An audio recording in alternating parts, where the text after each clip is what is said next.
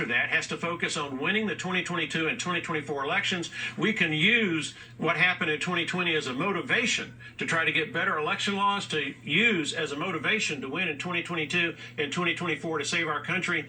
But what is now done in 2020 is irreversible under the United States Constitution and the United States Code. And I'm one of those who believes in law and order. I might not like it that that's the end game, but that is the end game.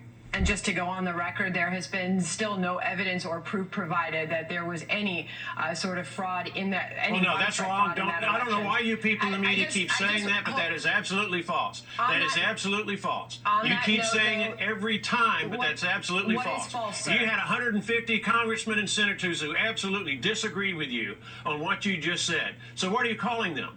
What are you calling them when you say 150 Republican senators and congressmen looked at the voter fraud issue and said there was a major problem? What are you calling the Commission on Federal Election Reform, a bipartisan committee with Jimmy Carter on the one hand and James Baker, Ronald Reagan, White House Chief of Staff on the other, back in 2005, who analyzed the systemic weaknesses, the systemic flaws in our election system, and warned us that elections are going to be stolen if we don't fix these problems, and those problems were not fixed. Okay. So I don't know who's telling you there's no evidence, but that tells me you haven't done your homework. I'm sorry, but that's the way it is. The courts and the judges that have... No, the courts... Wait, time out. Don't go into that. Don't go into that. All right. Don't go into that. The courts do not have the... Wait a minute. No. I'm getting in the last word on this one because you just made a false statement, okay?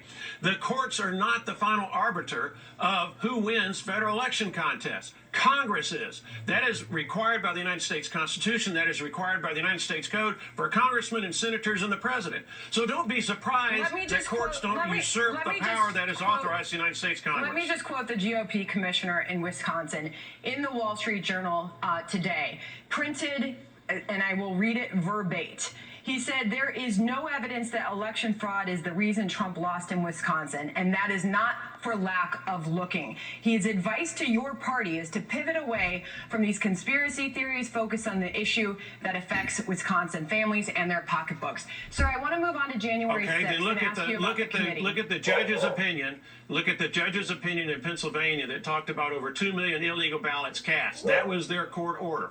Look at the special investigation of a former Wisconsin Supreme Court justice who found significant voter fraud at nursing homes in the state of Wisconsin. Look at the 2,000 Mules documentary that has come out. Look at how many mass mail-out of ballots there were across the United States for which we have no security. Okay, and that has been looked at and fact-checked by multiple outlets, including Reuters, who have debunked that as any sort of proof that there was widespread voter fraud. I'm sorry, but other people have fact-checked it and find you absolutely wrong, Sandra. But keep going with that story if you wish.